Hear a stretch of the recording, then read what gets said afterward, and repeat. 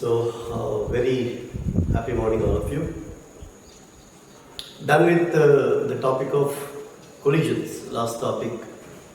Elastic collisions, inelastic collision, and both cases, only one category we have discussed, that is head-on collision, one-dimensional collision. Today let us do some elementary examples on this concept of collisions. Remember, I have given some examples and I will do few more examples. But again I am telling you, after understanding the data, the calculation part, simplification part, whatever comes, most of that is your responsibility. Don't expect the teacher to do additions, subtractions, multiplications, divisions. Also,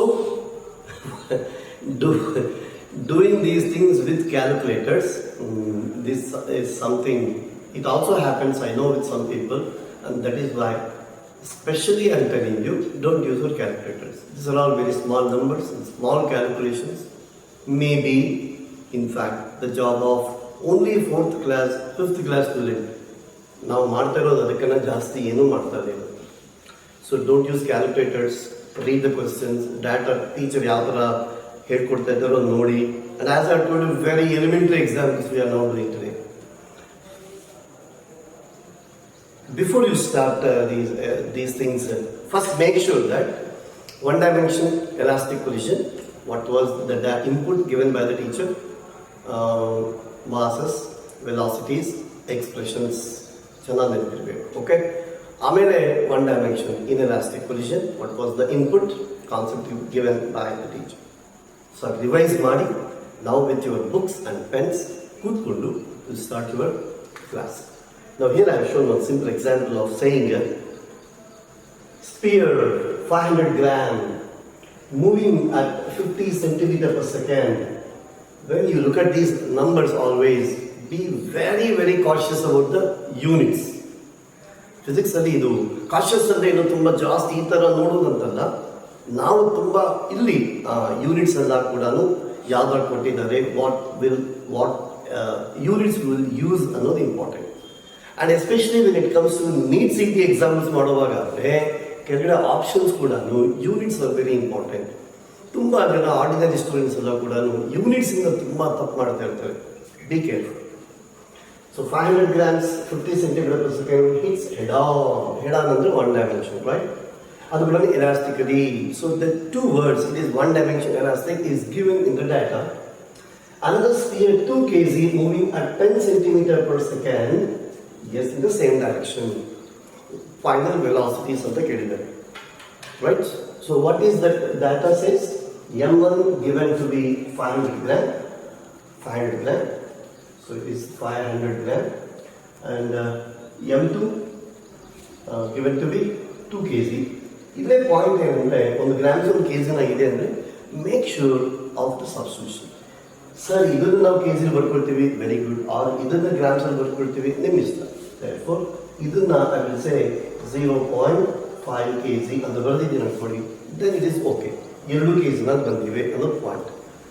So these are the very important things. ನೀವು ಪಾಠ ಕೇಳುವಾಗ ನನಗೆ ನಿನ್ನೆ ಒಬ್ಬ ವಿದ್ಯಾರ್ಥಿ phone ಮಾಡಿದಾಗ ಅನಿಸಿದೆ, from D division one of your friends has called me. ಅವ್ರು ಕೇಳಿರೋ ಕ್ವಶನ್ಸ್ ನಾನು ಕೇಳಿದಾಗ I am not finding any wrong in question. ನೀವು ಎಷ್ಟು ಚಿಕ್ಕದಾದರೂ ಎಷ್ಟು ಸ್ಟುಪಿಡ್ ಕ್ವಶನ್ ಆದರೂ ಯಾರಾದರೂ ಕೇಳ್ಬೋದು. ಕ್ವಶನ್ ಡೌಟ್ ಬಂದಿದೆ ಅಂದರೆ ಕ್ಲಾರಿಫೈ ಮಾಡ್ಕೊಳ್ಳೋದು, it's not an issue. But the point is, repeatedly I am telling you in each and every class how to focus on the contents.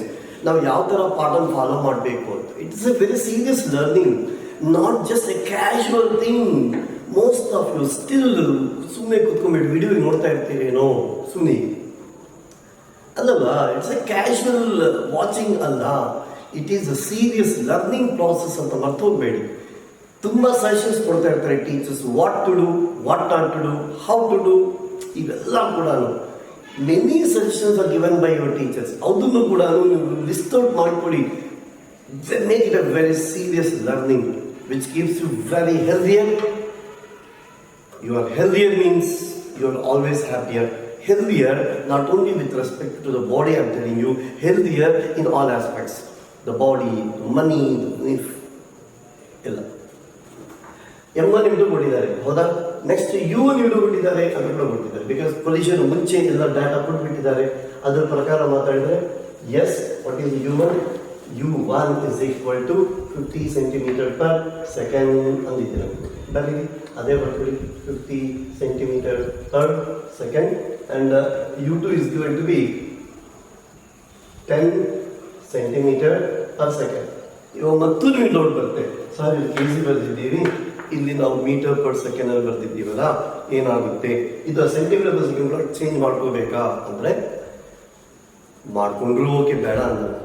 But ಇಲ್ಲಿ ಬೇಕಿಲ್ಲ. ಯಾಕೆ ಬೇಕಿಲ್ಲ ಅಂತ ನೀವು ನೋಡಿ ನಿಮಗೆ ಗೊತ್ತಾಗುತ್ತೆ. Actually these basic and elementary examples ನಾನು till date I didn't do in any of my classes. ನಾನು ಮಾಡ್ತಾ ಇದ್ದೀನಿ ಅಂದರೆ ಅಟ್ಲೀಸ್ಟ್ ನಿಮ್ಮೆಲ್ಲರಿಗೋಸ್ಕರ ಮಾಡ್ತಾ ಇದ್ದೀನಿ, ಪ್ರಾಕ್ಟೀಸ್. ಇದು ಸಿಂಪಲ್ ಎಲಿಮೆಂಟ್ರಿ ಏನಾಗಿದೆ ಅನ್ನೋದು ನೀವು ಡೈಲಿ ಈ ಥರ ಅಭ್ಯಾಸ ಮಾಡಿಕೊಂಡ್ರೆ ಆಮೇಲೆ ನೆಕ್ಸ್ಟ್ ಲೆವೆಲ್ಗೆ ಹೋಗೋಕ್ಕೆ it gives lot of strength. Sir ಇದು ಮೀಟರ್ ಪರ್ ಸೆಕೆಂಡ್ ಚೇಂಜ್ ಮಾಡ್ತೀರಾ ಮಾಡಲ್ವಾ ಅಂದರೆ ನೀವು ಮಾಡಿದ್ರು ಓಕೆ, ಮಾಡದಿದ್ರು ಓಕೆ. ಈ ಎಕ್ಸಾಂಪಲ್ ಯಾಕೆ ಅಂದಿದ್ದು ಅಂತೀವಿ ನಾವು, I want V1 and V2. V1ಗೆ ಎಕ್ಸ್ಪ್ರೆಷನ್ ನೆನಪಾಯ್ತಾ? V1 ಎಕ್ಸ್ಪ್ರೆಷನ್ ನೆನಪಾಯ್ತಾ? What is that? M1 minus M2 upon M1 plus M2 times U1 ಅಷ್ಟೇನಾ? Times U1 next plus 2M2 upon M1 plus M2 times U2. ಇದು ನಮ್ಮ expression. Actually ನಾನು formula ಬರೀಬಾರ್ದು, ಯಾಕೆಂದರೆ formula ನಾನೇ, ಕ್ವಶ್ಚನು ನಾನೇ, ಫಾರ್ಮುಲಾ ನಾನೇ ಮಾಡೋದು, ಸಬ್ಸ್ಟಿಟ್ಯೂಟ್ ನಾನೇ ಮಾಡಿ, ಮಲ್ಟಿಪ್ಲಿಕೇಶನ್ ಡಿವಿಷನ್ ನಾನೇ ಮಾಡಿ. ನೀವೇನು ಮಾಡ್ದಂಗೆ ಮುಂದೂಡಿ ಏನು ಮಾಡಬೇಕು ನೋಡಿ, ಅವರು ನೀನ ಮಾಡಬೇಕಲ್ಲ. See, classroom is like a number of times I have told you, it is not just casual watching. ಮಿಲೆ ಸುರ್ ಮೇರಾ ತುಮ್ಹಾರ ತೋ ಸುರ್ ಬನೆ ಹಮಾರ. ಟೀಚರ್ ಮಾತಾಡುವಾಗ ಟೀಚರ್ ಏನು ಮಾಡ್ತಾ ಇರ್ತಾರೆ? ಓಕೆ, ಕ್ಯಾಲ್ಕುಲೇಷನ್ ಸಿಂಪ್ಲಿಫಿಕೇಶನ್ ಪಟ್ಟು ಮಾಡಲ್ಲ. ಇವಾಗ V1 ವ್ಯಾಲ್ಯೂ ಅದೇನಿಲ್ಲ, V2 ಬರ್ದಿದ್ದೀರಾ, ಏನಂತ ಬರ್ದಿದ್ದೀರಾ? 2M1 by M1 plus M2 plus M2 minus M1 by M1 plus M2 times U2 ಅಂತ ಬರ್ದಿದ್ದೀರಲ್ಲ. ನೀವು ಸಬ್ಸ್ಟಿಟ್ಯೂಟ್ ಮಾಡ್ಕೊಡಿ, ನಾನೇನು ಮಾಡೋದಿಲ್ಲ. Now the point is that now while discussing the concept also I have told you this is an important thing. What is that?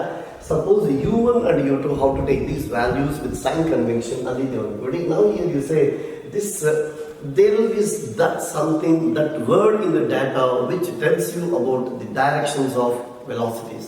Now here in this example it is directly given to you as same direction, that is U1 and U2 are in the parallel directions. Under if U1 is positive, U2 is also positive. U1 positive, U2 also positive. ನಾನೇನು ಬರಿಬೇಕಿಲ್ಲ, ಬರೆದಿಲ್ಲ ಅಂದರೆ ಎರಡು positive ಅಂತಲೇ ಅರ್ಥ. When we are substituting here along with sign, you need to substitute. ಹೌದಲ್ವಾ? Second point. ಇವಾಗ ನೋಡಿ, ಮೇಲ್ಗಡೆ ಕೆಳಗಡೆ ಮಾಸ್ ಇದೆ, ಹೌದಲ್ವಾ? ಸೊ ಮೇಲ್ಗಡೆ ಕೆಳಗಡೆ ಮಾಸ್ ಇರುವಾಗ ಇವಾಗ ಈ ವಾಟ್ ಎವರ್ ಯು ಗೆಟ್, ಇಲ್ಲಿ SI ಇದು ಯೂನಿಟ್ ಇದೆ, ಇಲ್ಲಿ SI ಯೂನಿಟ್ ಇದೆ ಅನ್ಕೊಳ್ಳಿ, ಇದೆಲ್ಲ ಕೂಡ ಕ್ಯಾನ್ಸಲ್ ಆಗೋಗುತ್ತೆ, ನಿಮ್ಗೆ ಏನು ಯೂನಿಟ್ಲೆಸ್ ಆಗುತ್ತೆ ಈ ಥರ. ಅವಾಗ U1 centimetre per second, U2 centimetre per second substitute ಮಾಡಿದ್ದೀರ ಅನ್ಕೊಳ್ಳಿ. V1 ಕೂಡ ಯಾವ ಯೂನಿಟ್ ಅಲ್ಲಿ ಇರುತ್ತೆ ಅಂದ್ರೆ ಸೆಂಟಿಮೀಟರ್ ಪರ್ ಸೆಕೆಂಡ್ ಅಲ್ಲೇ ಇರುತ್ತೆ. ಅರ್ಥ ಆಗ್ತಿದೆಯಾ? ಇವಾಗ ನೀವು U1 U2 ಎರಡೂ ಕೂಡ centimetre per second, centimetre per second. ಒಂದು ಸೆಂಟಿಮೀಟರ್ ಪರ್ ಸೆಕೆಂಡ್, ಇನ್ನೊಂದು ಮೀಟರ್ ಪರ್ ಸೆಕೆಂಡ್ ಇದೆ ಅಂದಿರುತ್ತೆ. ಎರಡೂ ಒಂದು ಥರ ಕನ್ವರ್ಟ್ ಮಾಡ್ಕೋಬೇಕು. ಇವಾಗ ನನಗೆ 2 ಸೆಂಟಿಮೀಟರ್ ಪರ್ ಸೆಕೆಂಡ್ ಇದೆ, ನಾನು ಇಲ್ಲಿ ಸಬ್ಸ್ಟಿಟ್ಯೂಟ್ ಮಾಡ್ತೀನಿ. What is that? M1 minus M2 ಎಷ್ಟಾಯಿತು ಅಂದರೆ 0.5 ಮೈನಸ್ 2 ಅಂತ ಬರ್ತಾ ಇರೋದು. So 0.5 minus 2 less than 1.5, negative sign ಬಂದಿದ್ದಲ್ಲ. Therefore it is minus 1.5 by 2.5 times U1. U1 ಎಷ್ಟು ಕೊಟ್ಟಿದ್ದೀನಿ ನಾನು? 50 ಕೊಟ್ಟಿದ್ದೀನಲ್ಲ, 50 ಪ್ಲಸ್ 2M2 ಅಂದರೆ ಎಷ್ಟಾಯ್ತಪ್ಪ ಇದು? 4 ಆಯ್ತಾ? ಬೈ M1 ಪ್ಲಸ್ M2 ಅಂದರೆ ಮತ್ತು 2.5 ಆಯ್ತಾ? U2 ವ್ಯಾಲ್ಯೂ ಎಷ್ಟು ಕೊಟ್ಟಿದ್ದೀನಿ ಮತ್ತು ನಾನು 10 ಅಂತ ಮಾತಾಡಿರ್ತೀವ. S Gauss. ಸೊ 2. ಇವಾಗ ಈ ಕ್ಯಾಲ್ಕುಲೇಷನ್ ಯಾರು ಮಾಡಬೇಕು ಅಂದರೆ, ಮತ್ತು ಟೀಚರ್ ಮಾಡಬೇಕಂತಂದರೆ ನಾನು ಮಾಡಬಾರ್ದು, ನೀವು ಇನ್ನೂ ಕ್ಯಾಲ್ಕುಲೇಟ್ ಮಾಡ್ಕೊಳ್ಳಿ. ಮಾಡ್ಕೊಳ್ಳುವಾಗ ಇಲ್ಲಿ ಆನ್ಸರ್ ಬರುವಾಗ ಪಾಸಿಟಿವ್ ನೆಗೆಟಿವ್ ಸೆನ್ಸ್ ಸ್ವಲ್ಪ ಇಂಪಾರ್ಟೆನ್ಸ್ ಸಿಗ್ನಿಫಿಕೆನ್ಸ್ ಇರುತ್ತಲ್ವಾ, ಅದಕ್ಕೆ ನಾನು ಮಾತಾಡ್ತಾ ಇರ್ತೀನಿ. ಅಫ್ಕೋರ್ಸ್ ಇದು 2.5 ಅಂದರೆ 4 ಟೈಮ್ಸ್ ಬೇಕಲ್ಲ, 4 into 4 ಅಲ್ಲಿ ಇದೆಲ್ಲ ಎಷ್ಟು 30, 16 ಆಯ್ತಾ. 2.5 into 50 ಅಂದ್ರೆ ಎಷ್ಟು ಬರುತ್ತೆ? 2.5 into 50 ಅಂದರೆ 20 times ಆಯ್ತಲ್ಲ. 20 into -1.5 ಇದೆ ನೋಡಿ. 20 into -1.5 ಅಂದ್ರೆ ಎಷ್ಟಾಯಿತು? 30 ಆಯ್ತಲ್ಲ. ದಿಸ್ ಈಸ್ ಈಕ್ವಲ್ ಟು -30 ಆಯ್ತಲ್ವಾ. ಸೊ ದಿಸ್ -30 ಪ್ಲಸ್ 16 ಅಂತ ಆನ್ಸರ್ ಕಾಣಿಸ್ತಾ ಇದ್ರೆ this is -14 metre per second. V1 is equal to ನೀವು ಚೆನ್ನಾಗಿ ನೋಡಿದ್ರು U1 ವ್ಯಾಲ್ಯೂ ಪಾಸಿಟಿವ್ ಇದೆ. V1 ವ್ಯಾಲ್ಯೂ U1 ಅಂದ್ರೆ ಯಾರ್ದಪ್ಪ? M1 before. V1 ಅಂದ್ರೆ ಯಾರ್ದು? M1 after collision. therefore ಇವಾಗ 50 centimeter per second has become -14 meter per second ಆಗುತ್ತೆ. ಅಂದ್ರೆ ಅರ್ಥ ಏನಾಯ್ತು? ಇದು U1 ಪಾಸಿಟಿವ್ ಇದ್ದಿದ್ದು V1 ಸೈನ್ ರಿವರ್ಸ್ ಆಗಿದೆ ಅಂದ್ರೆ ಅರ್ಥ ಏನಾಯ್ತು? In this position first sphere which is a lighter sphere ಅಂದ್ರೆ 500 grams ಅನ್ನೋದು ಲೈಟರ್ ಸ್ಪಿಯರ್, 2 kg ಅನ್ನೋದು ಹೆವಿಯರ್ ಸ್ಪಿಯರ್. ಲೈಟರ್ ಸ್ಪಿಯರ್ ಏನಾಗಿದೆ ಅಂದ್ರೆ ಹಿಟ್ ಮಾಡಿದ ಮೇಲೆ it is reversing in its direction. ಅದು ಈಸ್ಟ್ ಹೋಗ್ತಾ ಇತ್ತು ಅನ್ಕೊಳ್ಳಿ. ಲೈಟರ್ ಬಾಡಿ ಏನಾಗಿದೆ? ಕೊಲೈಡ್ ಆದ್ಮೇಲೆ ವೆಸ್ಟಿಗೆ ಬರೋದು ಸ್ಟಾರ್ಟ್ ಆಗಿದೆ. ಅದಕ್ಕೆ ನಿಮಗೆ ಮೈನಸ್ ಬಂದಿದೆ. ಸೊ ಈ ಮೈನಸ್ ಅರ್ಥ ಏನು ಅಂದಿದ್ದು ಅನ್ಕೊಳ್ಳಿ. Velocity the direction of velocity of the lighter body has reversed ಅಂತ ಮಾತಾಡಿ. ಮತ್ತು ನೋಡಿ, ರಿವರ್ಸ್ ಆಗಿದೆ ಅಂದ್ರೆ ಅರ್ಥ ಮತ್ತು ಅಂಡರ್ಲೈನ್ ಮಾಡ್ಕೊಳ್ಳಿ, ಯಾವಾಗಲೂ ರಿವರ್ಸ್ ಆಗುತ್ತೆ ಅಂತ ಹೋಗಬಾರ್ದು. ಈ ಡಾಟಾ ಪ್ರಕಾರ ರಿವರ್ಸ್ ಆಗಿದೆ, ನೆಗೆಟಿವ್ ಸೈನ್ಗೆ ಅರ್ಥ ಇದು ಅಂತ ಗೊತ್ತಾಯಿತು. ಅದೇ ಪ್ರಕಾರ V2ಗೆ ಇವಾಗ ನೀವು ಎಕ್ಸ್ಪ್ರೆಷನ್ ಬರ್ಕೊಳ್ಳಿ, ಆನ್ಸರ್ ಬರುತ್ತೆ, ಮಾಡ್ತೀರಾ. ಇವಾಗ ಈ V2 ಅನ್ನೋದು ಪಾಸಿಟಿವ್ ಬರುತ್ತಾ ನೆಗೆಟಿವ್ ಬರುತ್ತಾ ಎಲ್ಲ ನೋಡ್ಕೊಳ್ಳಿ. ನನಗೆ ಗೊತ್ತಾಗಿ V2 ಪಾಸಿಟಿವ್ ವೇ ಬರುತ್ತೆ. ಯಾಕಂದ್ರೆ M2 - M1 ಇದೆಲ್ಲ M2 - M1 ಪಾಸಿಟಿವ್ ಆಗುತ್ತೆ. ಸೊ ಇಲ್ಲಿ ನೆಗೆಟಿವ್ಸ್ ಬರೋಕ್ಕೆ ಚಾನ್ಸ್ ಇಲ್ಲ. therefore V2 ವ್ಯಾಲ್ಯೂ ಪಾಸಿಟಿವ್ ಬರುತ್ತೆ. U1 V1 ತಗೊಂಡಾಗ ರಿವರ್ಸ್ ಆಗಿದೆ ಸೈನ್. U2 V2 ಎರಡು ಪಾಸಿಟಿವ್ ಇದೆ. ಅಂದ್ರೆ ಈ ಪೊಸಿಷನ್ ಅಲ್ಲಿ the lighter body when hits this heavier body is reversing in the direction. ಅದಕ್ಕೆ ವೆಲಾಸಿಟಿ ಏನಾಗಿದೆ? ಮ್ಯಾಗ್ನಿಟ್ಯೂಡ್ ಚೇಂಜ್ ಆಗಿದೆ, ಡೈರೆಕ್ಷನ್ ಚೇಂಜ್ ಅಲ್ಲ, ರಿವರ್ಸ್ ಆಗಿದೆ ಅಂತ ಅರ್ಥ ಮಾಡ್ಕೊಳ್ಳೋದು ನಿಮ್ಮ ಪ್ರಕಾರ ಒಂದು ಸಿಂಪಲ್ ಎಕ್ಸಾಂಪಲ್ ತೋರಿಸುತ್ತೆ. And that is why positive values negative values ಬಗ್ಗೆ ನಾನು ಅವಾಗ ಹೇಳಿರ್ತೀನಿ. ಇವಾಗ ನಾನು ತೋರಿಸಿದ್ದೀನಿ positive and positive values negative ಬಂದರೆ ಅರ್ಥ ಏನು ಅಂತ ಡಿಟೇಲ್ಡ್ ಆಗಿ ನಿಮಗೆ ಎಕ್ಸ್ಪ್ಲೇನ್ ಮಾಡಿದ್ದಾಗಿದೆ. So this is one such example. Is that okay friends? ಇವಾಗ ಅದೇ ನೆಕ್ಸ್ಟ್ ಟೈಮ್ ಯಾವಾಗೆಲ್ಲ ಕೂಡ ನೋಡಿ ಡಾಟಾ ಬಂದಾಗ ಈ ಡಾಟಾದಾಗ ಏನಿದೆ? ಹೆಡ್ ಆನ್ ಅಂತ ಡೈರೆಕ್ಟ್ ಇದೆ, 1 ಡೈಮೆನ್ಷನ್, ಎಲಾಸ್ಟಿಕ್ಲಿ ಮಾತು ಕಾಣಿಸ್ತಾ ಇದೆ. therefore ನಾವು ಆ ಎಕ್ಸ್ಪ್ರೆಷನ್ಸ್ ಯೂಸ್ ಮಾಡಿದ್ದೀವಿ, ಹೌದಲ್ಲ? ಬೇರೆ ಇವಾಗ ನೆಕ್ಸ್ಟ್ ಎಕ್ಸಾಂಪಲ್ ನಾನು ಕೊಟ್ಟಿದ್ದೀನಿ ಅನ್ಕೊಳ್ಳಿ. ಮತ್ತು ಇವಾಗ 2 ಸ್ಪಿಯರ್ಸ್ A and B, ಒಂದು 300 ಗ್ರಾಮ್, ಇನ್ನೊಂದು 800 gram. Velocities 1 metre per second, 1.5 metre per second.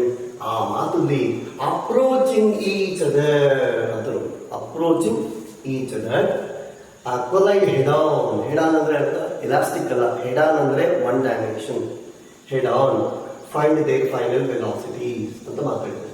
ಇವಾಗ ನೀವು ಚೆನ್ನಾಗಿ ನೋಡಿದ್ದೀರ ಅನ್ಕೊಳ್ಳಿ. ಅದೇ ಡಾಟಾ ನಾನು ಈ ತರ ಬರ್ತಿದ್ದೀನಿ. ಈ ಡಾಟಾಗೆ ಹೆಡ್ ಆನ್ 1 ಡೈಮೆನ್ಷನ್ ಅಂತ ಅರ್ಥ ಆಯ್ತು. ಆಮೇಲೆ ಕೊಲೈಡ್ ಅಂತ ಮಾತಾಡಿದಾಗ ಚೆನ್ನಾಗಿ ನೋಡಿ, is there is an objective like elastic? No, elastic ಅನ್ನೋ ಮಾತು ಇಲ್ಲ. ಬಟ್ ಈ ಡಾಟಾದ ಇನ್ನೊಂದು 3 ಮಾತು ಕಾಣಿಸ್ತಾ ಇಲ್ಲ. ಏನ ಮಾತು? You don't find in elastic ಅನ್ನೋ ಮಾತಿಲ್ಲ, ಸ್ಟಿಕ್ ಟುಗೆದರ್ ಅನ್ನೋ ಮಾತಿಲ್ಲ, ಕಾಮನ್ ವೆಲಾಸಿಟಿ ಮಾತಿಲ್ಲ. ಹೆಲೋ ಫ್ರೆಂಡ್, ಏನಿಲ್ವಲ್ಲ? ಪ್ಲಸ್ ಕೋಎಫಿಷಿಯಂಟ್ ಆಫ್ ರೆಸ್ಟ್ರಿಕ್ಷನ್ ಅನ್ನೋ ಮಾತು ಇಲ್ಲ, ಅವೆಲ್ಲ ಇಲ್ಲ. ಅದಕ್ಕೆ ಅಲ್ಲಿ consider them again as 1 dimension elastic position ಅಂತ ತಗೊಳ್ತಾ ಇದ್ದೀವಿ. ಅದು point. This is a kind of loose question ಈ ತರ ಕೊಡಬಾರ್ದು, but most of the time you will find such examples. Now create why it is elastic ಅನ್ನೋ ಮಾತಿನ ಅರ್ಥ ಆಗ್ತದೆ. Okay, and now here data ಬರೆದಿದ್ರೆ ಸಬ್ಸ್ಟಿಟ್ಯೂಟ್ ಮಾಡ್ಕೊಳ್ಳಿ. ಮತ್ತು once again same expressions V1 V2 ಬರೆದಾಗ ಇಲ್ಲಿ ಪಾಯಿಂಟ್ ನೋಡಿ. ಮತ್ತು M1 is equal to 300 gram and M2 equal to 800 gram. Sir numbers ದೊಡ್ಡಗಾಗುತ್ತೆ ಸರ್ ಅಂದಾಗ ನೀವು ಬೇಕಾಗುತ್ತೆ 0.3 kg ಬರ್ಕೊಳ್ತೀರಾ, ನಂಬರ್ಸ್ ಚಿಕ್ಕದಾಗುತ್ತೆ. ಏನು ಇನ್ನು ಮತ್ತು ಇವೆಲ್ಲ ಕೂಡ we should not be done by the teacher. ಅಸಹ್ಯ ಮಾಡಬಾರ್ದು. M1 ಆಯಿತು, M2 ಆಯಿತು. ಆಮೇಲೆ ಏನು ಬರೀತಾ ಇದ್ದೀವಿ? U1 ಎಷ್ಟು ಕೊಟ್ಟಿದ್ದಾನೆ? ಅದು ಏನೋ ಅಂದಿದ್ದಾರೆ 1 ಮೀಟರ್ ಪರ್ ಸೆಕೆಂಡ್ ಅಂತ ಬರೆದಿದ್ದಾರೆ. U2 value very important. ಏನು ಸ್ವಲ್ಪ U2 ವ್ಯಾಲ್ಯೂ ಇಸ್ಕೊಟ್ಟಿದ್ದಾರಪ್ಪ 1.5 ಅಂತ ಅಂದಿದ್ದಾರಲ್ಲ, 3/2 1.5 ಯಾವುದೋ ನಂಬರ್ ಬರ್ಕೊಳ್ಳಿ, 3/2 ಮೀಟರ್ ಪರ್ ಸೆಕೆಂಡ್ ಅಂತ ಬರ್ದಿದ್ದೀರ ಅನ್ಕೊಳ್ಳಿ, ನಿಮ್ಗೆ ಅಬ್ಜೆಕ್ಷನ್ಸ್ ಯಾರು ಸ್ಟಾರ್ಟ್ ಆಗಬೇಕು.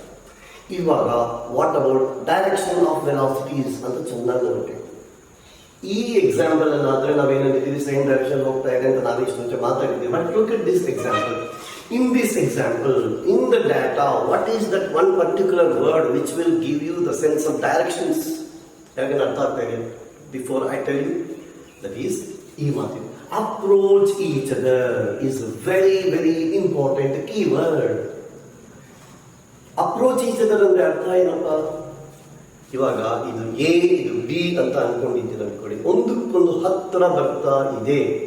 ನೋಡಿ, ನಾನು ಕನ್ನಡ ಮಾತಾಡ್ತೇನೆ. ಒಂದಕ್ಕೆ ಒಂದು ಸಮೀಪವಾಗಿ ಬರ್ತಾ ಇದೆ. This is what we mean by approaching each other. ಒಂದಕ್ಕೊಂದು ಹತ್ರ ಬರ್ತಾ ಇದೆ. ಒಂದಕ್ಕೊಂದು ಹತ್ರ ಬರ್ತಾ ಇದೆ ಅಂದ್ರೆ always A and B are moving in opposite direction. ಒಂದೇ ಸ್ಟ್ರೈಟ್ ಲೈನ್ ಅಲ್ಲಿ ಹೋಗ್ತಾ ಇದೆ. ಸೇಮ್ ಸ್ಟ್ರೈಟ್ ಲೈನ್, ಕನ್ಫ್ಯೂಸ್ ಮಾಡಬಾರ್ದು ನಿಮ್ಮನ್ನ. Same straight line but opposite direction ಹೋಗ್ತಾ ಇದೆ ಅನ್ನೋದು ಯಾವುದು ವರ್ಡ್ ನಮಗೆ ಹೇಳುತ್ತೆ ಅಂದ್ರೆ ಅಪ್ರೋಚ್ ಈಚ್ ಅದರ್ ಅನ್ನೋ ಮಾತು ಹೇಳುತ್ತೆ. ಆಪೋಸಿಟ್ ಅಲ್ಲಿ ಹೋಗ್ತಾ ಇದೆ. ದೇರ್ಫೋರ್ ನಾನು U1 ಅಂತ ಬರ್ದಾಗ U1 is equal to positive ತಗೊಂಡ್ರೆ U2 is equal to ನಾನು ಮೈನಸ್ ತಗೋಬೇಕು. ಸಬ್ಸ್ಟಿಟ್ಯೂಟ್ ಮಾಡುವಾಗ ವಿತ್ ಸೈನ್ ಅಲ್ಲಿ ಯೂಸ್ ಮಾಡಬೇಕು. This is the important thing. Okay, got the point? Got the point? Sir ಇಲ್ಲ ಸರ್, ನಾವು U1 ನೆಗೆಟಿವ್ ತಗೊಳ್ತೀವಿ, U2 ಪಾಸಿಟಿವ್ ಬರೀತೀವಿ, ನಿಮ್ಮ ಇಷ್ಟ. ಬಟ್ ನೀವು ಏನು ತಗೊಂಡಿದ್ದೀರೋ ಅದು ನೆನಪಿಟ್ಕೊಂಡು ಮಾತಾಡಬೇಕು. ಫಾರ್ ಎಕ್ಸಾಂಪಲ್, ನಾನು U1 ಪಾಸಿಟಿವ್ ತಗೊಂಡಿದ್ದೀನಿ, V1 ಕೂಡ ಪಾಸಿಟಿವ್ ಬಂದಿದೆ ಅನ್ಕೊಳ್ಳಿ. ಬರುತ್ತೋ ಇಲ್ಲ ನೀವೇ ಹೇಳ್ಬೇಕು, ಆಮೇಲೆ ನಿಮಗೆ ಗೊತ್ತಾಗುತ್ತೆ. ಯಾಕಂದ್ರೆ M1 ಮೈನಸ್ M2 ನೆಗೆಟಿವ್ ಬರ್ತಾ ಇದೆ, M1 ಮೈನಸ್ M2 ನೆಗೆಟಿವ್ ಬರ್ತಾ ಇದೆ, ಇದು ಕೂಡ U2 ನೆಗೆಟಿವ್ ಆಗ್ತಾ ಇದೆ. ಅಂದ್ರೆ ನಿಮ್ಮ ಪ್ರಕಾರ V1 ನೆಗೆಟಿವ್ ಬರುತ್ತೆ. ಈ ಎಕ್ಸಾಂಪಲ್ ಕ್ಯಾಲ್ಕುಲೇಟ್ ಮಾಡಬೇಕು. I will not do that. V1 negative ಬರುತ್ತೆ, U1 ಪಾಸಿಟಿವ್ ಇತ್ತು, V1 ನೆಗೆಟಿವ್ ಬಂದಿದೆ ಮತ್ತು ಇಷ್ಟು ಮುಂಚೆ ಮಾಡ್ತೀವಿ ಅಂದ್ರೆ ಎ ಅಂಡ್ ಬಿ ಈ ತರ ಬರ್ತಾ ಇದೆ. ಇವನ್ನ ನಾನು ಎ ಅಂದಿದ್ದೀನಿ, ಇವನ್ನ ಬಿ ಅಂದಿದ್ದೀನಿ. ಎ ಪಾಸಿಟಿವ್ ತಗೊಂಡಿದ್ದೆ ಇಷ್ಟು ಮುಂಚೆ, ಹೌದಲ್ವಾ? ನನ್ನ ಪ್ರಕಾರ A and B. U positive ಇದು ವಿ ನೆಗೆಟಿವ್ ಆಗಿದೆ ಅಂತ ಹೇಳ್ತಾನೆ. ಕೊಲೈಡ್ ಆದ್ಮೇಲೆ ಎ ಅನ್ನೋದು ಹಿಂದಕ್ಕೆ ಹೋಗ್ತಾ ಇದ್ದಾನೆ. ಹಿಂದಕ್ಕೆ ಅಂದ್ರೆ ರಿಟ್ರೇಸಿಂಗ್ ದ ಪಾತ್, ಅದು ಬಂದು ಹಾದಿಯಲ್ಲಿ ವಾಪಸ್ ಹೋಗ್ತಾ ಇದೆ ಅಂತ ಅರ್ಥ ಆಗುತ್ತೆ. ಅದೇ ಪ್ರಕಾರ ನೀವು U2 ಕ್ಯಾಲ್ಕುಲೇಟ್ ಮಾಡಿ. U2 ಕ್ಯಾಲ್ಕುಲೇಟ್ ಮಾಡಿದಾಗ V2 ಕೂಡ ಬರ್ತಲ್ಲ ನಂಬರ್ಸ್. ಆ ನಂಬರ್ಸ್ ಪ್ರಕಾರ ಏನಾಗುತ್ತೆ ನೋಡಿ. ಆಕ್ಚುಲಿ ನಾನು ಇನ್ನೂ ಸ್ವಲ್ಪ ಚೆನ್ನಾಗಿ ಮಾತಾಡ್ತೀನಿ. ಫಾರ್ CET ನೀಟ್ ಎಕ್ಸಾಂಪಲ್ ಈ ತರ ಎಕ್ಸಾಂಪಲ್ ಕೊಟ್ಟಿದ್ದಾರೆ ಅನ್ಕೊಳ್ಳಿ. ಅವಾಗ ನೀವು ಮೇಲ್ಗಡೆ ನೋಡಿ 300 ಅಂದ್ರೆ 0.3 into 1 ಆ ಮೊಮೆಂಟಮ್ ಒಂದು ಡೈರೆಕ್ಷನ್ ಇದ್ರೆ 8 into 1.5 ಎಷ್ಟಾಯ್ತಪ್ಪ? 12 ಆಯ್ತಲ್ಲ. ಇಟ್ ಅಂದ್ರೆ 300 into 1 ತಗೊಂಡಾಗ ಅದು ಪಾಸಿಟಿವ್ ಅಂದ್ರೆ 800 into 1.5 ಏನಾಗುತ್ತೆ? ನೆಗೆಟಿವ್ ಆಗುತ್ತೆ. ಆಪೋಸಿಟ್ ಅಲ್ಲಿ ಮೊಮೆಂಟಮ್ಸ್ ಮಾತಾಡ್ತಾ ಇದ್ದೀವಿ. ಇವಾಗ ಒಂದು ಪಾಸಿಟಿವ್ ಮೊಮೆಂಟಮ್ 300 ಇದೆ, ಇನ್ನೊಂದು ನೆಗೆಟಿವ್ ಇದೆ 1200 ಇದೆ, ಹೌದಲ್ವಾ? ಎಸ್. ಯಾವ್ದು ಜಾಸ್ತಿ ಇದೆ? ನೆಗೆಟಿವ್ ಜಾಸ್ತಿ. ಹಲೋ ಫ್ರೆಂಡ್, ನೆಗೆಟಿವ್ ಜಾಸ್ತಿ. Therefore, total initial momentum ತಗೊಂಡಾಗ ಟೋಟಲ್ ಇನಿಷಿಯಲ್ ಮೊಮೆಂಟಮ್ ಏನು ಬರುತ್ತೆ? ನೆಗೆಟಿವ್ ಬರುತ್ತೆ. ನೆಗೆಟಿವ್ ಅಂತ significance of direction. Therefore, final total momentum ಕಡೆ ಏನು ಬರಬೇಕಂದ್ರೆ ನೆಗೆಟಿವ್ ಬರಬೇಕು. ಅದಕ್ಕೆ ನಿಮಗೆ ಗೊತ್ತಾಗ್ಬಿಡುತ್ತೆ. ಇವಾಗ V1 ರಿವರ್ಸ್ ಆಗಿದೆ, V2 ನನಗೆ ಗೊತ್ತಾಗಿ ಇದು ಕೂಡ ಮೈನಸ್ ಬರುತ್ತೆ. V2 value you will get minus. V1 minus value ಬರುತ್ತೆ, V2 ವ್ಯಾಲ್ಯೂ ಕೂಡ ಮೈನಸ್ ವ್ಯಾಲ್ಯೂ ಸಿಗುತ್ತೆ ನಿಮಗೆ ಅನ್ನೋದು ನನಗೆ ನೋಡಿ. ನಿಮ್ಮ ಎಕ್ಸಾಂಪಲ್ ತಗೊಂಡು ಸಾಲ್ವ್ ಮಾಡಿ.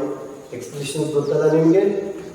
ಸಿ, ನಾನು ಮತ್ತೊಂದು ಹೇಳ್ತಿದ್ದೀನಿ. Even when you come back and even you come back attend your classes, regular classes, second PU, ನೀವು ಯಾವ ಲೆವೆಲ್ ಇರಬೇಕು ಅಂದರೆ ಟೀಚರ್ ಎಕ್ಸಾಂಪಲ್ ಹೇಳುವಾಗ ಆ ಎಕ್ಸಾಂಪಲ್ಗೆ ಏನು ಈಕ್ವೇಷನ್ ಎಕ್ಸ್ಪ್ರೆಷನ್ ಕ್ಲಾಸಲ್ಲಿ ಟೀಚರ್ ಹೇಳಿದಾರೆ ಅಟ್ಲೀಸ್ಟ್ ನಾವು ಬುಕ್ಕಲ್ಲಿ ಬರೀಬೇಕು. ಅದು ಕೂಡ ಟೀಚರೇ ಬರೋದು. ಸಬ್ಸ್ಟಿಟ್ಯೂಟ್ ಮಾಡಿ ನೀವು ಬರೀ ಕಾಪಿ ಮಿಷನ್ ಥರ ಅಲ್ವಾ? ಬೇಡಲ್ವಾ?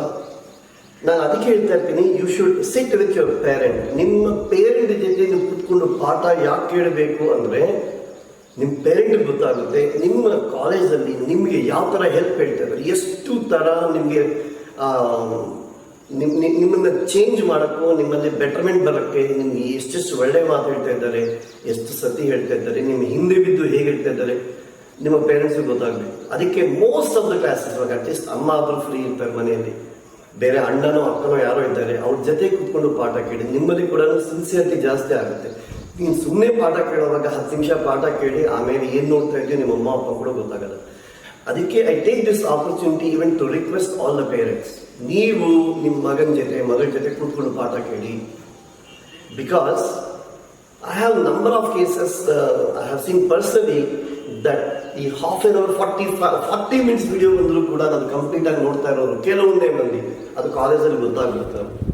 ಅದಕ್ಕೆ ಪೇರೆಂಟ್ಸ್ ರೆಸ್ಪಾನ್ಸಿಬಿಲಿಟಿ ತಗೋಬೇಕು. ಇವಾಗ ಅವ್ನ ಪಕ್ಕ ಕೂತ್ಕೊಳ್ಳಿ, ಬುಕ್ಕು ಪೆನ್ ಜೊತೆ ಕೂತ್ಕೊಳ್ಳಿ ಅಂತ ಹೇಳಿ ಅವನ ಜೊತೆ ಪಾಠ ಕೇಳಿ.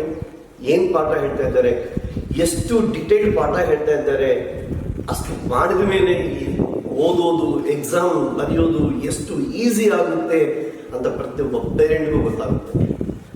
Student also starts realising his responsibility. ಸ್ವಲ್ಪ ರೆಸ್ಪಾನ್ಸಿಬಿಲಿಟಿ ಅವನು ಸ್ವಲ್ಪ ಜಾಸ್ತಿ ಮಾಡೋಕ್ಕೆ ಚಾನ್ಸ್ ಇದೆ.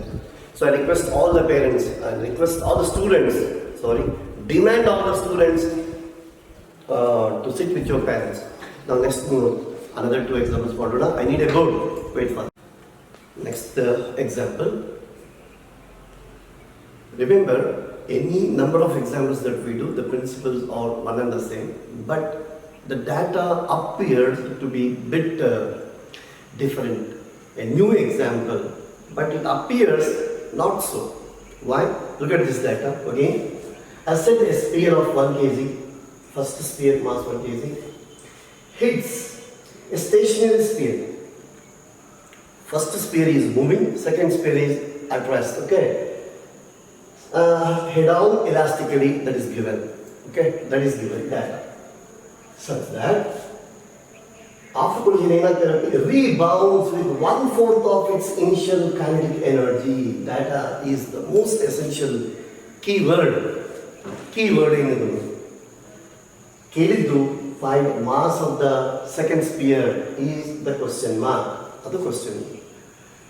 Now we have equations, formulas, when we have given those expressions, LHS ಕೆಲವೊಂದು RHS ಕೆಲವೊಂದು ಇರುತ್ತೆ. ಮೋಸ್ಟ್ ಆಫ್ ದ ಸ್ಟೂಡೆಂಟ್ಸ್ ಅಂತ ಇದ್ದೀನಿ, ವಿದ್ಯಾರ್ಥಿಗಳ ಮೋಸ್ಟ್ ಆಫ್ ದ ಸ್ಟೂಡೆಂಟ್ಸ್ ಹೇಗಿರ್ತಾರೆ ಅಂದರೆ RHS ಅಲ್ಲಿ ಕೊಟ್ಟರೆ ಎಲ್ಲ ಕೊಟ್ಟರೆ ಅದು ಮಾತ್ರ ಸಬ್ಸ್ಟಿಟ್ಯೂಟ್ ಮಾಡ್ತಾರೆ, LHS ತಗೊಳ್ತಾರೆ. ಇವಾಗ ಸಪೋಸಿಂಗ್ ಅನ್ನೋದು RHS ಅಲ್ಲಿ ಇದೆ ಅಂದ್ಕೊಳ್ಳಿ, ತುಂಬ ಜನಕ್ಕೆ ಇಟ್ಸ್ ಗಾನ್, ಅದು ಹೊಸದು ಏನು ಮಾಡೋಕ್ಕಾಗಲ್ಲ ಅನಿಸೋ ಸ್ಟೇಜಲ್ಲಿ ಇರ್ತಾರೆ. ಅದಕ್ಕೆ ನೀವು ಎಕ್ಸ್ಪ್ರೆಷನ್ ಬರ್ತಾರೆ, ಡಾಟಾ ಎಲ್ಲ ಸಿಂಬಲ್ಸಲ್ಲಿ ಬರೀತೀವಿ, ಸಬ್ಸ್ಟಿಟ್ಯೂಟ್ ಮಾಡ್ತೀವಿ, ನೋನ್ ಅನ್ನೋನ್ ಯಾವುದು ಅಂತ ಕ್ಯಾಲ್ಕುಲೇಷನ್ ಮಾಡೋದಷ್ಟೇ ಅಂತ ನೆನ್ಪಿಟ್ಕೊಳ್ಳಿ. ಇವಾಗ ಈ ಡಾಟಾ ನೋಡಿದಾಗ ನಿಮ್ಗೆ ಏನು ಅನಿಸುತ್ತೆ ಅಂದರೆ, ಸರ್ ಡಾಟಾನಿಗೆ ಏನು ಕೊಟ್ಟಿದೆ ಸರ್, ಅದು U1 ಕೊಟ್ಟಿದ್ದಾರಾ, ಇಲ್ಲ ಸರ್ U2 ಕೊಟ್ಟಿದ್ದಾರಾ, ಇಲ್ಲ ಸರ್ U1 U2 ಇಲ್ಲ ಸರ್ ಅಲ್ಲಿ ಅಂತ ಇವಾಗ ನಿಮಗೆ ಡೌಟ್ ಬರುತ್ತೆ. ಅದಕ್ಕೆ ಚೆನ್ನಾಗಿ ನೋಡಿ. ಅಫ್ಕೋರ್ಸ್ ಫಸ್ಟ್ ನಾನು ಡಾಟಾನೆಲ್ಲ ಸಿಂಬಲ್ಸಲ್ಲಿ ಬರೀತೀನಿ. What is the data? M1 first mass 1 kg ಇದು ಕೊಟ್ಟಿರೋದು. ನೆಕ್ಸ್ಟ್ ಏನಿದ್ದಾರೆ, U1 is equal to U1 is equal to some U ಅಂತ ಅನ್ಕೊಳ್ಳೋಣ, U ಅನ್ಕೋ, X ಅನ್ಕೋ, V ಅನ್ಕೋ, ಹೆಸರು ಯಾವುದನ್ನ ಹೇಳುತ್ತೆ, U1 is equal to U ಅಂತ ಅನ್ಕೊಳ್ಳೋಣ. ನೀವು ಕೊಡೋವಾಗ ನೀವು ಚೆನ್ನಾಗಿ ನೋಡಿದ್ದೆ ಅನ್ಕೊಳ್ಳಿ. ರೀಬೌನ್ಸ್ ಅಂದರೆ first body when hits the second body at rest rebounds with 1/4 of its initial kinetic energy ಅಂದಿದ್ದಾನೆ. ಅಂದರೆ ನಿಮ್ಗೆ ಏನರ್ಥ ಆಯಿತು? ಅಂದರೆ ಈ ಬಾಡಿ ಮೂವ್ ಆಗ್ತಾ ಇದು ರೆಸ್ಟಲ್ಲಿತ್ತು, ಇದನ್ನ ಬಂದು ಡಿಕ್ಕಿ ಮಾಡಿ ಏನಾಗಿರುತ್ತೆ, ಮತ್ತು ರೀಬೌಂಡ್ ಏನಾದರೂ ಅದು ಹಿಂದಕ್ಕೆ ಹೋಗಿದೆ, ಮತ್ತು ಅದೇನಾಗಿದೆ ಹಿಂದಕ್ಕೆ ಹೋಗಿದೆ ಅಂತ ಅರ್ಥ ಆಗುತ್ತೆ. ಅಂದರೆ ನಾವು U1 ಪಾಸಿಟಿವ್ ತಗೊಂಡ್ರೆ ಆಫ್ಟರ್ ಕೊಲಿಷನ್ ಅದು ಹಿಂದಕ್ಕೆ ಹೋಗ್ತಾ ಇದೆ ಅಂದರೆ V1 ಏನು ತಗೋಬೇಕು ಅಂದರೆ ನೆಗೆಟಿವ್ ತಗೋಬೇಕು ಅನ್ನೋದು ರೀಬೌಂಡ್ ಅನ್ನೋ ಮಾತು ಹೇಳುತ್ತೆ. That is what I have told. ಪ್ರತಿ ಡಾಟಾ ಕೊಟ್ಟಾಗ ಆ ಡಾಟಾನಲ್ಲಿ ಯಾವುದೋ ಒಂದು keyword that is very important. ಈ ಎಕ್ಸಾಂಪಲಲ್ಲಿ ನಮಗೆ ಡೈರೆಕ್ಷನ್ ಬಗ್ಗೆ ಹೇಳೋದು ಮಾತು ಯಾವುದು ಅಂದರೆ ರೀಬೌಂಡ್ ಅನ್ನೋ ಮಾತು ಹೇಳುತ್ತೆ. ಅಂಡ್ ಒನ್ ಮೋರ್ ಥಿಂಗ್ ನೋಡಿ, ಇದು ಎಲ್ಲಿ ಕೂಡ ವೆಲಾಸಿಟೀಸ್ ಅಂತ ಕೊಟ್ಟಿಲ್ಲ, rather it is given in terms of energy, that is kinetic energy ತರ ಕೊಟ್ಟಿದ್ದಾರೆ ಅಂತ ಅನ್ಕೊಳ್ಳಿ. ಅವಾಗ U1 is equal to U ಆದರೆ what is K1 initial kinetic energy ಏನಾಗುತ್ತಪ್ಪ, ಹಾಫ್ M1 U ಸ್ಕ್ವೇರ್. ಇವಾಗ K2 is equal to ಏನಂತ ಇದ್ದಾನೆ, K2 ಅಲ್ಲ, ಇದು K ಇನಿಷಿಯಲ್ ಅಂತ ಅನ್ಕೊಂಡ್ರೆ K ಫೈನಲ್ ಏನಾಗಿದೆ ಅಂತ ಹೇಳಿದ್ದಾನೆಪ್ಪ, 1/4. ಇದ್ರಾಗೆ 1/4 ಅಂದರೆ 1/4 ಆಫ್ V1 ಸ್ಕ್ವೇರ್ ಅಂತ ಬರೀಬೋದಾ? ಸಾರಿ, ಫಸ್ಟ್ KF ಇಸ್ ಈಕ್ವಲ್ ಏನು ಬರೀ, ನಾನು ತುಂಬ ಡೀಟೇಲ್ ಆಗಿರ್ತೇನೆ ಆ್ಯಕ್ಚುಲಿ. ಅಂದರೆ ಇದು 1 minute ಎಕ್ಸಾಂಪಲ್ ಅಷ್ಟೇ. This is half M1 V1 square. ಇದು final energy. Final energy is equal ಏನಂದರೆ 1/4 ಅಂತ ಹೇಳಿದೆ, ಹೌದಾ? ನಾನು ಅದು ಈ ಥರ ತೋರಿಸ್ಬಿಡ ಇಷ್ಟು ಮಾಡೋ ಬದಲು ನಾನು ಏನು ತೋರಿಸ್ತಾ ಇದ್ದೇನೋ ಚೆನ್ನಾಗಿ ನೋಡ್ತೀವಿ ಯಾರಾದರೂ. ಇವಾಗ ಕೈನೆಟಿಕ್ ಎನರ್ಜಿ ಇಸ್ ಈಕ್ವಲ್ ನಾವು ಏನು ಬರಿತೀವಿ, ಹಾಫ್ mv² ಅಂತ ಬರಿತೀವಲ್ಲ, ಅದು ವಿ ಫೈನಲ್ ಅಂತಲ್ಲ, ವೆಲಾಸಿಟಿ, ಹೌದಾ? ಇವಾಗ ಇದೆಲ್ಲ ಕಾನ್ಸ್ಟೆಂಟ್ ಅಲ್ವಾ, ಅಂದರೆ K ಪ್ರಪೋರ್ಷನಲ್ ಟು v² ಅಂತ ಅರ್ಥ ಬಂದಿದೆಯಾ? K ಪ್ರಪೋರ್ಷನಲ್ ಟು v² ಅಂದಿದ್ದೀವಿ ಕೊಡಿ. ಇವಾಗ ಇದು 1/4 ಆಗಿದೆ ಅಂದರೆ ವಿ ಏನಾಗಬೇಕಪ್ಪಿ, ಹಾಫ್ ಆಗಬೇಕಾ ಅಂತ ನಾನು ಹೇಳಿದ್ದು. ನಮ್ಮ ಕಡೆ ಎಷ್ಟು ಜನಕ್ಕೆ ಅರ್ಥ ಆಯಿತು? ಕೈನೆಟಿಕ್ ಎನರ್ಜಿ 1/4 ಆಗಿದೆ ಅಂದರೆ ಅರ್ಥ ಏನು? ಕೈನೆಟಿಕ್ ಎನರ್ಜಿ 1/4 ಆಗಿದೆ ಅಂದರೆ ಅರ್ಥ ಏನು? ವೆಲಾಸಿಟಿ ಹಾಫ್ ಆಗಿದೆ. If I say this statement direct, ಎಷ್ಟು ಜನಕ್ಕೆ ಅರ್ಥ ಆಯಿತು? ಆಗಲಿಲ್ವಾ? ಅದಕ್ಕೆ ನಾನು ಬರೀತಾ ಇದ್ದೀನಿ, ಏನಂತ ಬರೀತಾ ಇದ್ದೀನೋ ನೋಡಿ. ಅವನು ಕೊಟ್ಟಿರೋ ಪ್ರಕಾರ half M1 V1 square is equal to 1/4 of half M1 U1 square ಅನ್ನೋದು ಪಾಯಿಂಟ್ ಅರ್ಥ ಆಯ್ತಲ್ಲ. ಅವಾಗ ಹಾಫ್ M1 ತಗೊಂಡ್ಬಿಟ್ರೆ V1 square equal to U1 square by 4 ಇದೆ. So V1 is equal to ಏನಾಗ್ತಾ ಇದೆ ಅಂದರೆ U1 ಬೈ 2 ಅಂತ ಕಾಣಿಸ್ತಾ ಇವಾಗ. ಅಷ್ಟೇ ಹೇಳಿದ್ರೆ ಅರ್ಥ ಆಯ್ತಲ್ಲ ಅಟ್ಲೀಸ್ಟ್. ಇವಾಗ V1 is equal to U1 by 2 ಅಂತ ಬಂದಿದೆ. ನಾವು ಎನರ್ಜಿ ಬರೆದಿದ್ದೀವಿ, ಕೈನೆಟಿಕ್ ಎನರ್ಜಿ ಬರೆಯುವಾಗ always ಪಾಸಿಟಿವೇ ಬರೀತೀವಿ. But now the point is that we have to introduce it. Rebound ಆಗಿದೆ ಅಂದರೆ ಅಲ್ಲಿ ಏನು have to come back, coming back, ಅದನ್ನು ನಾವು ರೀಬೌಂಡ್ ಅಂತೀವಿ. ಓಕೆ, ಸೊ ನಾನು ಇಲ್ಲಿ ರೀಬೌಂಡ್ ಅಂದರೆ ಅರ್ಥ ಹೇಳಿದ್ದೇನೆ ಅಂದರೆ ನೆಕ್ಸ್ಟ್ ಯಾವಾಗ ನಾವು ಫಿಸಿಕ್ಸಲ್ಲಿ ಈ ಕ್ಲಾಸ್ ಹೇಳಿದಾಗ ಅದು ತಕ್ಷಣ ನಿಮಗೆ ಬರಬೇಕು, ಮತ್ತು ಅಲ್ಲಿ ರೀಬೌಂಡ್ ಟೀಚರ್ ಹೇಳ್ಬಾರ್ದು. ಆ ಎಕ್ಸಾಮಲ್ಲಿ ನಮ್ಗೆ ಇದೇನು ಅರ್ಥ ಆಗಿದೆ ಅಂತ ಅರ್ಥ. ರೀಬೌಂಡ್ ಅಂದರು, ರಿಟ್ರೇಸ್ ಅಂದರು, ಹಿಂದಕ್ಕೆ ಬರ್ತಾ ಇದೆ ಅಂತ ಅರ್ಥ ಮಾಡ್ಕೊಳ್ಳಿ. ಅದೇ ಥರ ಹಿಂದೆ ಬರೋದು. ಇವಾಗ V1 ಇಸ್ ಈಕ್ವಲ್ ನಾನು ಏನು ಬರಬೇಕಾದ್ರೆ ಮೈನಸ್ ಆಫ್ U1 ಬೈ 2 ಬರೀಬೇಕು. ಮೈನಸ್ ಏನು ಯಾಕೆ ಅಂದರೆ ರೀಬೌಂಡ್ ಬರ್ದಿದ್ದೀನಿ ಅಂತ ಅರ್ಥ. Got the points? ಇದು ಡಾಟಾ. ಇವಾಗ ನಾವು ಬರೀತಾ ಇದ್ದೀವಿ, ನಮಗೆ ಗೊತ್ತಿರೋ ಎಕ್ಸ್ಪ್ರೆಷನ್ ಏನು? V1 is equal to M1 minus M2 upon M1 plus M2 times U1 plus ಇದೆಲ್ಲ ಬರ್ತದೆ. ಸೆಕೆಂಡ್ ಟರ್ಮ್ ಎಲ್ಲ ಏನಾಗುತ್ತಪ್ಪಿ, ಆ ಡಾಟಾನ ಇನ್ನೊಂದು ಮಾರ್ಕ್ಗಳು ಕೊಟ್ಟಿದ್ದಾರಲ್ಲಪ್ಪ. What is the data? U2 is equal to 0 ಇದೆ, ಹೌದಾ? U2 is equal to stationary. So ನಾವು next time 2M2 by M1 plus M2 into U2 ಮಾಡಿದ್ರೆ ಆ U2 ಟರ್ಮ್ ಏನಾಗಿದೆ ಎಲ್ಲ 0 ಆಗಿದೆ. U2 0 ದಿನ ಇದೆಲ್ಲ 0 ಆಗಿದೆ. ಇವಾಗ ಇಲ್ಲಿರೋದನ್ನ ಇಲ್ಲಿ ನಾನು ಸಬ್ಸ್ಟಿಟ್ಯೂಟ್ ಮಾಡ್ತೀನಿ. Okay, got the answer. ಮಾಡಬೇಕಾ ನಾನು? So this is minus U1 by 2 is equal to M1 is 1 minus M2 by 1 plus M2 times U1 ಅಂತ ಬರೆದಿದ್ದೀವ. ಸೊ ಮತ್ತು U1 ಎರಡು ಕಡೆ ಕ್ಯಾನ್ಸಲ್ ಮಾಡಿದ್ದೀವ. ಇವಾಗ what you will do is that cross multiplication ಇವರ answer ಅಂತ ಬರೀತೀರಾ. ಅಂದರೆ -1 plus -1 minus M2 is equal to 2 minus 2 M2. ಎಲ್ಲ M2 ಒಂದು ಕಡೆ ಬರೆದ್ರೆ ಏನಾಗುತ್ತಪ್ಪ, ಇದು ಆ ಕಡೆ ಕಳಿಸ್ತೀನಿ, ಈ ಕಡೆ ಕಳಿಸಿದಾಗ ಏನಾಗುತ್ತೆ? ಏನಾಯ್ತಪ್ಪಿ ನೋಡಿ, -1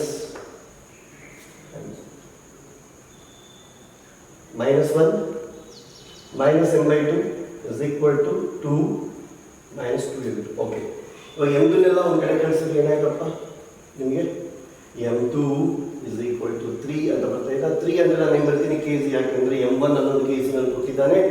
answer M2 is equal to 3 kg ಅಂತ ಕಾಣಿಸ್ತದೆ.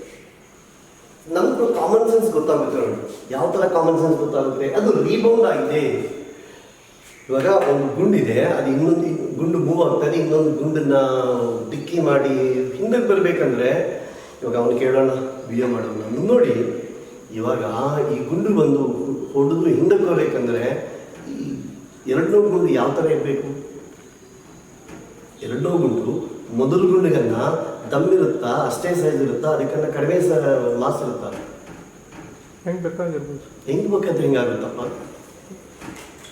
ನೋಡಿ ನಿಜವಾಗ್ಲೂ ನೀನು ದೊಡ್ಡಪ್ಪ. ಇವಾಗ ಒಂದು 1 kg ಮಾಸು ಇದನ್ನು ಹಿಟ್ ಮಾಡಿ ಹಿಂದಕ್ಕೆ ಹೋಗಿದೆ ಅಂದರೆ ಯಾವಾಗ ಪಾಸಿಬಲ್ ಆಗುತ್ತೆ? ಅದು ಇದು ತುಂಬ ದಮ್ಮಿದ್ರೇನೆ ಆ ಪಾಸಿಬಿಲಿಟಿ ಆಗುತ್ತೆ. ಇಲ್ಲದ್ರೆ ಆಗಲ್ಲ. ಇವಾಗ ನಾನು 1 kg ತಗೊಂಡು ಅರ್ಧ kg ಹಿಟ್ ಮಾಡಿದ್ರೆ ಏನಾಗುತ್ತೆ? ಅದು ಅರ್ಧ kg ದಮ್ ಅಂತ ಮುಂದಕ್ಕೆ ಹೋಗುತ್ತೆ, ಇದು ಮುಂದಕ್ಕೆ ಹೋಗುತ್ತೆ. ಸೊ ಹಿಂದಕ್ಕೆ ಬರೋದು ಯಾವಾಗ ಅಂದರೆ ಹೆವಿಯರ್ ಮಾಸ್ ಇರಬೇಕು. ಈ ಐಡಿಯಾ ನಾನು ಯಾಕೆ ಹೇಳ್ತಾ ಇದ್ದೇನೆ ಅಂದರೆ, ಸಪೋಸ್ ಈ ಥರ ಎಕ್ಸಾಮಲ್ಲಿ ನೀಟ್ ಸಿಟಿನಲ್ಲಿ ಕೊಟ್ಟಿದ್ದಾರೆ. ನನ್ನ ಐಡಿಯಾ ಏನು ಅಂದರೆ answer should be more than 1 kg, because ರೆಸ್ಟಲ್ಲಿರೋ ಬಾಡಿ ಬಂದ್ಬಿಟ್ಟು ಹೆವಿಯರ್ ಆಗಿರಬೇಕು. ಅವಾಗ ಹಿಂದಕ್ಕೆ ಹೋಗೋಕ್ಕೆ ಮೋಸ್ಟ್ ಪ್ರಾಬಬಲ್ ಕೇಸ್ ಆಗುತ್ತೆ. ಅವಾಗ ನಾನು ಆನ್ಸರ್ ನೋಡ್ತೀನಿ. ಆನ್ಸರ್ 1 kg ಜಾಸ್ತಿ ಎಷ್ಟು ಕೊಟ್ಟಿದ್ದಾರೋ ಅಂತ ನೋಡ್ತೀನಿ. ಒಂದೇ ಕೊಟ್ಟಿದ್ದಾರೆ ಅನ್ಕೊಳ್ಳಿ, ನಾನು ಆನ್ಸರ್ ಮಾಡಿಬಿಡ್ತೀನಿ. I don't do all such ಈ ಕ್ಯಾಲ್ಕುಲೇಷನ್ಸು ಏನೂ ಮಾಡೋದಿಲ್ಲ ಅನ್ನೋದು ಪಾಯಿಂಟ್. ಅಂದರೆ ನಮಗೆ ಒಂದು ಕಾನ್ಸೆಪ್ಟು, ಒಂದು ಡೆಫಿನೇಷನ್ ಗೊತ್ತಾದಾಗ ನೀಟ್ ಸೀಟಿನಲ್ಲಿ ನಾವು ಕ್ವಶನ್ ಆನ್ಸರ್ ಮಾಡೋ ಮೆಥಡ್ ಬೇರೆ, ಮಾಮೂಲಿಯಾಗಿ ಮಾಡೋ ಮೆಥಡ್ ಬೇರೆ ಅಂತ ಗೊತ್ತಾಗಬೇಕು. ಅದಕ್ಕೆ ಫಿಸಿಕ್ಸ್ನ ಬರೀ ಲಿಸ್ಟ್ ಆಫ್ ಫಾರ್ಮುಲೆ ಥರ ನೋಡಬೇಡಪ್ಪಿ. ಅಟ್ಲೀಸ್ಟ್ ಆ ಲಿಸ್ಟ್ ಆಫ್ ಫಾರ್ಮುಲೆ ಥರ ನೋಡಿದ್ರು ಟೀಚರ್ ಮಾಡಿರೋ ಎಕ್ಸಾಂಪಲ್ಸ್ ಸಾಲ್ವ್ ಮಾಡಿ, ಇನ್ನೊಂದು ಅದೇ ಥರ ಒಂದು 2-3 ಎಕ್ಸಾಂಪಲ್ಸ್ ಸಾಲ್ವ್ ಮಾಡಿ, ನೆಕ್ಸ್ಟ್ ಟೈಮ್ ಯಾವಾಗೆಲ್ಲ ಬಂದಾಗ ನಮ್ಗೆ ಗೊತ್ತಾಗಿದೆ ಅನಿಸ್ಬೇಕು. ಮತ್ತು ಅಗೇನ್ ಪಾಯಿಂಟ್ ನೋಡಿ, ನಾವು ಎಕ್ಸ್ಪ್ರೆಷನ್ಸ್ ಬರ್ತಿದ್ದೇವೆ ಅನ್ಕೊಳ್ಳಿ, 1 month ಆದ್ಮೇಲೆ ಏನೋ ಗೊತ್ತಿಲ್ಲ ಅಂದರೆ ಏನು ಮಾಡಬೇಕು? ಅವಾಗ ಏನು ಮಾಡಬೇಕು? ಅದಕ್ಕೆ asking your parents to sit with you. ಇವಾಗ ಈ ಎಕ್ಸ್ಪ್ರೆಷನ್ನು ನನಗೆ 1 month ಆದ್ಮೇಲೆ ನೆನಪಾಗಿಲ್ಲ ಅಂದರೆ, ನೀವು CET NEET exams JEE exams ಯಾವಾಗ 2022ನಲ್ಲಿ ಬರೆದಾಗ what will be the case? ಅವಾಗ 2 ವರ್ಷ ಸಿಲೆಬಸ್ಸು, 3 ಸಬ್ಜೆಕ್ಟು 3 ಗಂಟೆಲಿ ಮಾಡಬೇಕು ಅನ್ನೋವಾಗ ವಾಟ್ ಆರ್ ಯು? ಈ 1 monthಗೆ 1 weekಗೆ ನಾನು ಮರ್ತೋಗ್ತಾ ಇದ್ದೀನಿ ಅನ್ನೋ ಎಲ್ಲ ವಿದ್ಯಾರ್ಥಿಗಳ ನಾನು ಕೇಳ್ತಾ ಇದ್ದೀನಿ. ಆ ಮಾತಿಗೆ ಅರ್ಥ ನೀವೇ ಗೊತ್ತು ಮಾಡ್ಕೋಬೇಕು. ಯಾಕೆ ಆಗ್ತಾ ಇದೆ?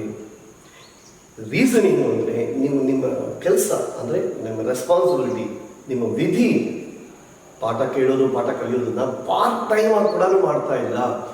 ನೀವು ಯಾವಾಗಾದ್ರೆ ಅದನ್ನು ಪಾರ್ಟ್ ಟೈಮ್ ಬೇಸಿಸ್ಸು, ಇನ್ನು ಅದಕ್ಕನ್ನು ಕಡಿಮೆ ಬೆಲೆ ಕೊಡ್ತೀರೋ, ವಾಪಸ್ ನಿಮಗೆ ಹಿಂದಕ್ಕೆ ಏನು ಬರ್ತದೆ ಅದಕ್ಕೆ ಅರ್ಥ ಆಗಬೇಕು.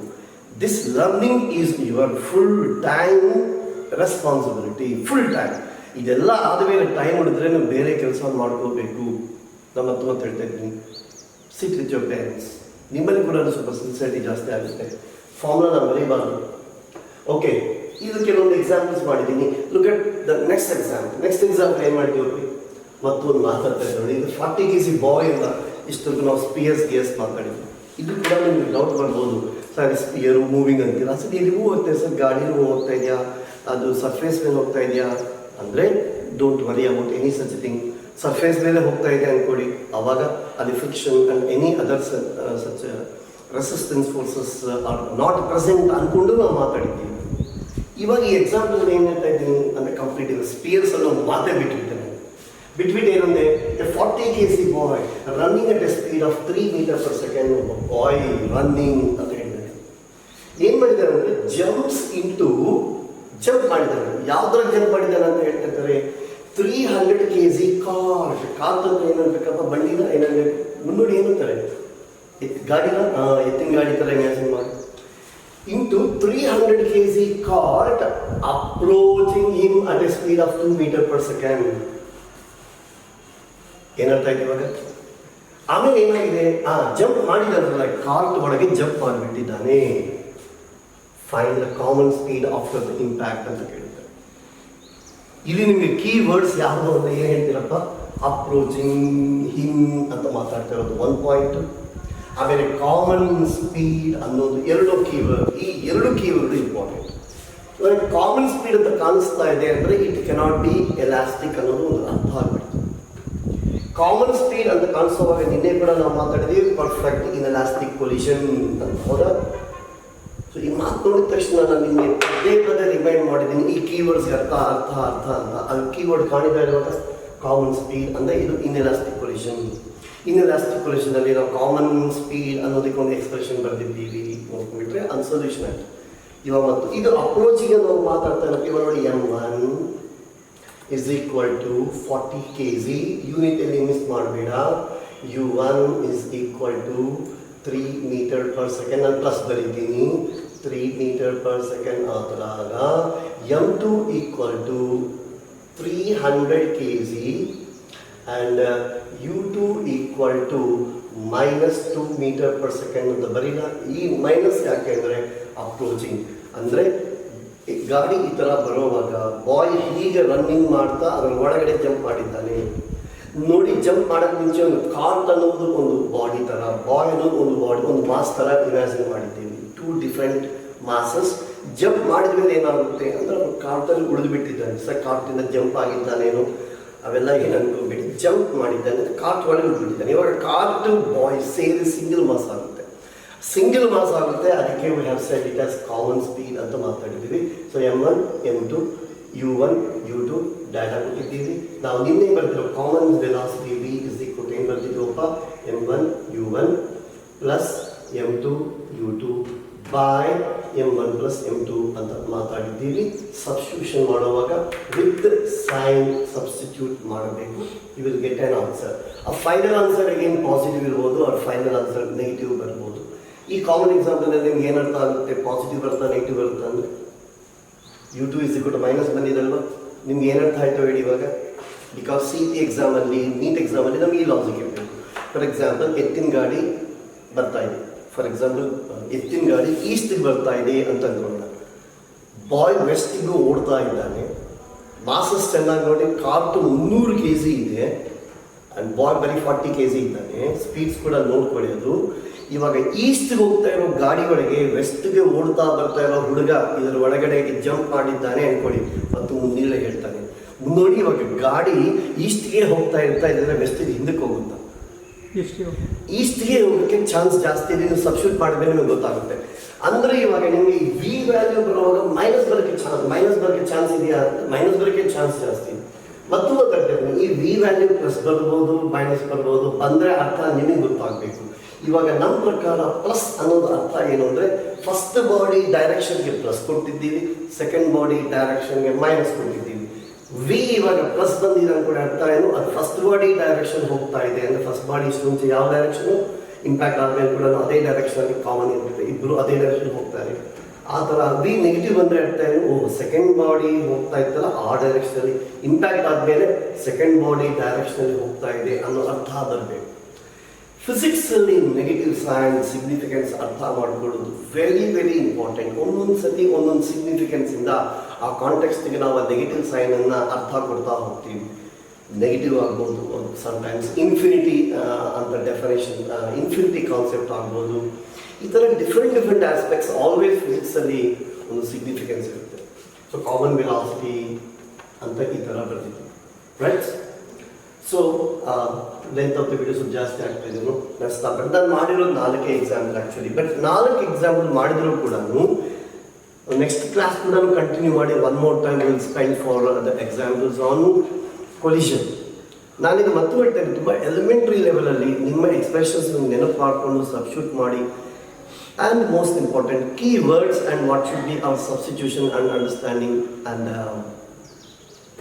simplifications, right? Also have been your logic in whenever it is other examination. Without solving, we can use the options for identifying the answers as well, right? So more examples in our class.